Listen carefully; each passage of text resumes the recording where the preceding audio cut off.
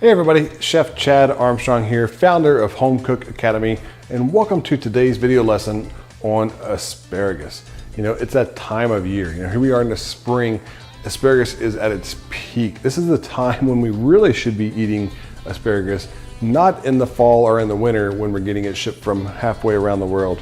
You know, unless you're on the other side of the world, we're actually growing asparagus, then it's okay. But usually asparagus it's a short window, and it's really kind of that arrival of spring. It's letting us know, hey, spring is here. It's the growing season is really getting into place. It's one of the first things that can be harvested early on. And that's when we should be enjoying asparagus, at that peak time of year. You know, early to mid, even getting a little bit into late spring is still okay. But you know, once you get into summertime, then you really want to start backing away from asparagus. It's really meant to be enjoyed during the season. And that's really the rule for most foods. We should be enjoying them when they're at their peak, their time when they should be harvested, not just because we want to have it all year round. So I want to go through just a simple way to prepare asparagus and kind of what to look for with asparagus when you're selecting it at the store or at the market. You know, kind of the differences. You see some that are really tiny, you see are really tiny and skinny, some that are really big and fat. There's in between ones, there's purple ones, there's white ones. You know, what do I do with them? Where do they come from? Why are there so many choices? You know, don't panic. You know, it's okay. So the asparagus I have here, and you can see on this shot here, these are all kind of a medium-sized asparagus. There's a couple that are a little bit bigger than I'd like. Usually when I like asparagus, I like a nice medium, not too thin, but also not too big. When they get big, they become really woody and fibrous, and it's really almost like hard to chew. Now, when they do get big though, you can do a couple things with them. If you take and just run your peeler down on that outside and just peel some of that away on these really big guys. You don't have to do this, and this one would probably be okay. I mean, I shouldn't have to do that.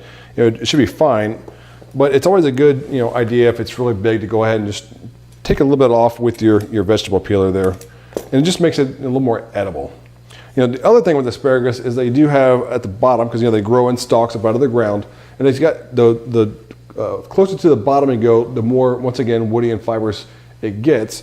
And if you just take and just grab the bottom and just bend it, it's got a more of a natural breaking point where that it's just where that transition goes from it being part of the stalk to actually being part of, even though it's the entire stalk, but being less woody and less of the structure where it's actually growing out of the ground. And that part, you want to either get rid of or save. These are great for making like a cream of asparagus or asparagus soup, asparagus puree. You can do that. So, if you want to go ahead and save those, we get through a lot of asparagus in my household in the spring. So at least once or twice I'm making some kind of asparagus soup. Another thing with these is when you're buying these, make sure that the tips are really, close knit. They're not getting mushy. They should be nice and firm. You shouldn't be able to squeeze them; they become like just really squishy. So look for that when you're buying asparagus as well. White asparagus is just grown under a cloth. So the green is just the chlorophyll that comes through in the asparagus when the sun hits it, just like grass or leaves.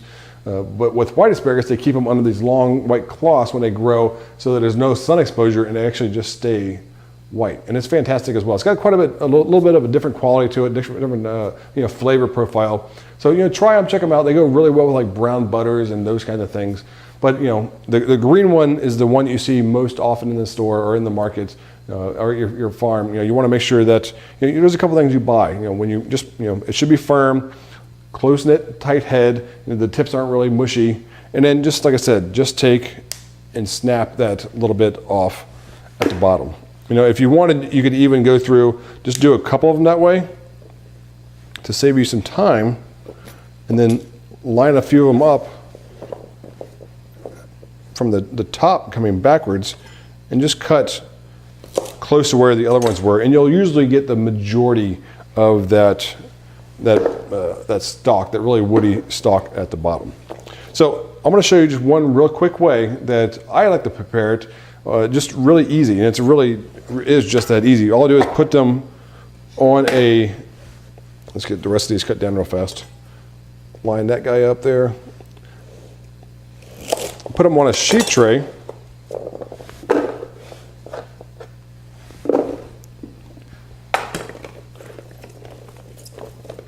Spread them out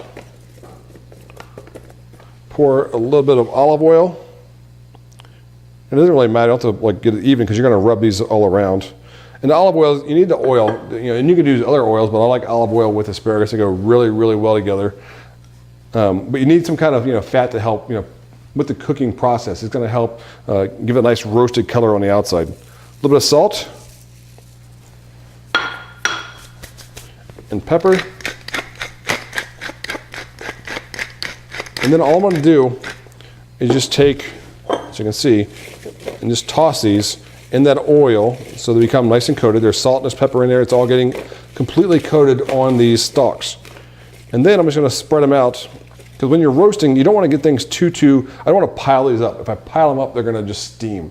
So what I want is I want them to all become nice and roasted. So just a little bit of space. So you don't have to be like, giving them a couple inches per each one, but just space where the air can move in between the stalks themselves. So all I'm going to do is pop this into a 375-degree oven for 7, 8, maybe 9 minutes. I'm going to check them. I don't want to overcook them because they'll lose that bright green consistency. They become really mushy, and then nobody likes mushy food. I don't think even babies like mushy food. I know mine didn't.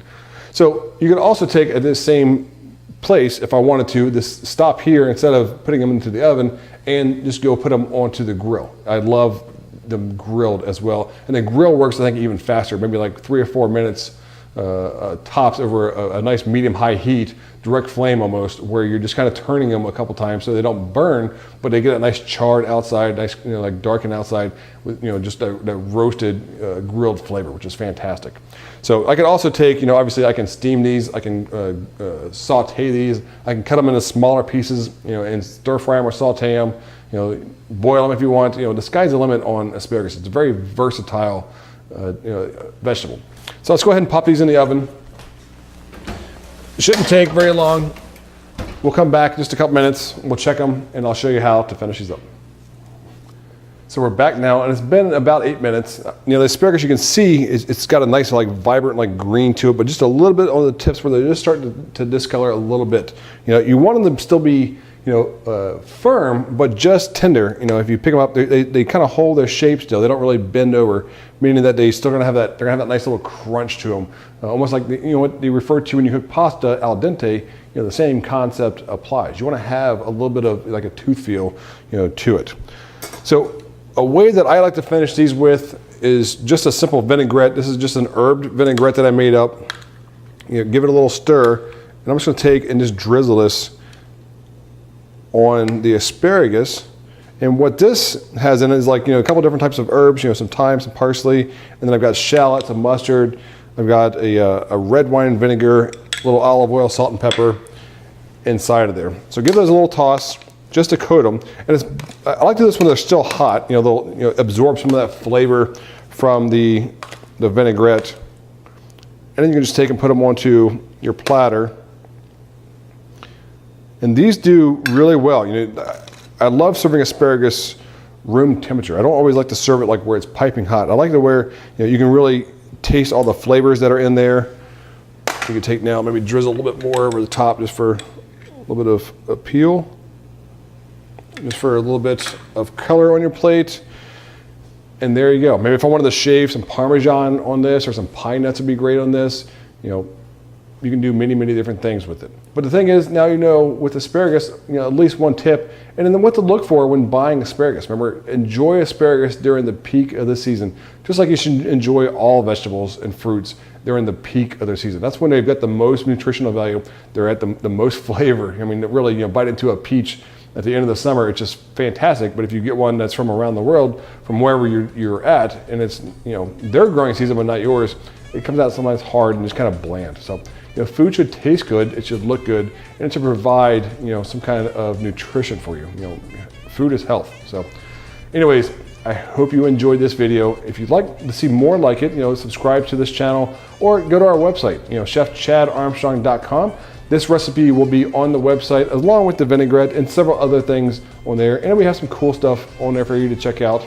We also teach a cooking program called Home Cook Academy. Fantastic program that's done completely virtual. So you can do it from the comfort of your own home. All that information is at chefchadarmstrong.com. Anyways, I hope you have a great rest of your day, and I'll see you in the next cooking lesson. Take care, guys.